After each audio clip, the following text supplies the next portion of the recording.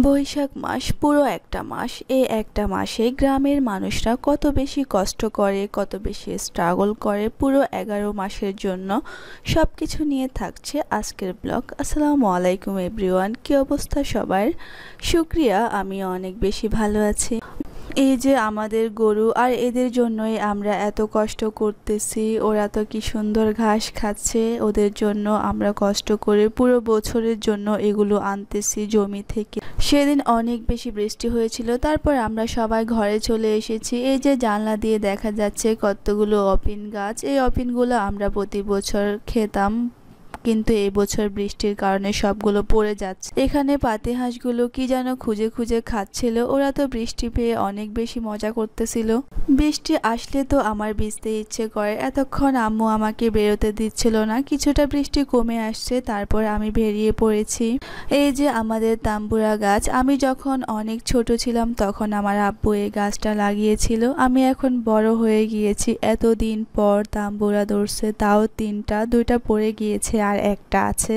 আমাদের এক হাউস ধান ভিজিয়ে দিয়েছে, এগুলো 2 দিন পর আমার আম্মু সিদ্ধ করবে। ধান থেকে আমি ময়লা পানিগুলো ফেলে দিচ্ছিলাম যেন ধানগুলো ভালো থাকে। তারপর আমি আর আমার বোন ছাদে চলে এসেছি। এই যে আমাদের লিচু গাছ, কতগুলো লিচু ধরছে। এগুলো খেতে বেশি মজা নাই, অনেক টক। যারা টক লাভার তাদের কাছে ভালো লাগবে, বাট আমি বেশি টক পছন্দ করি না, এই জন্য আমার খেতেও ভালো লাগে না। আম গাছেও মাশাল্লাহ অনেক আম ধরেছে। এই যে একটা আম পেকে গিয়েছে, এটা তো আমি ধরার আগে আমার হাতে চলে এসেছে। বৃষ্টিতেও অনেক আম নিচে পড়েছে। আমি লাফ দিয়ে আমার কাকিদের ছাদে চলে এসেছি। ওদের নারকেল গাছে অনেকগুলো নারকেল ধরছে, এগুলো তো চুরি করে নিয়ে যাওয়া যাবে। যদিও আমার শ্বশুরবাড়ির মতো আমাদের গ্রামে কোনো চোর নেই, কারো জিনিসই কেউ ধরে। এই যে আমি হাত দিয়ে দেখাচ্ছি, এটা আমার বড় মাদের তাম্বুরা গাছ। ওদের গাছে অনেক তাম্বুরা ধরেছে। এই যে আমাদের জামরুল গাছ, জামরুল গাছে তো অনেক জামরুল ফুল ফুটেছে, তো আমি একটা ছিঁড়ে নিয়েছি। এটা হাত দিয়ে ঘোরাচ্ছিলাম। ফুলের পাপড়িগুলো কি সুন্দর আমার হাতে এসে পড়তেছিল। ফুলটা আমি আমার বোনকে দিয়েছি। তারপর আমরা নিচে চলে এসেছি।